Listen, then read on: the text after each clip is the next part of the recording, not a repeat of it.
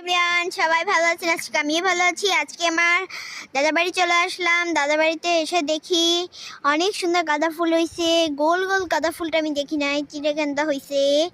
ও মাই god, কত সুন্দর গাঁদা ফুল! তোমরা জাস্ট দেখো, মাই গড।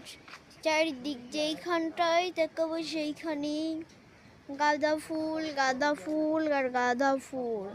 গাঁদা ফুলের বাগান বসেছে।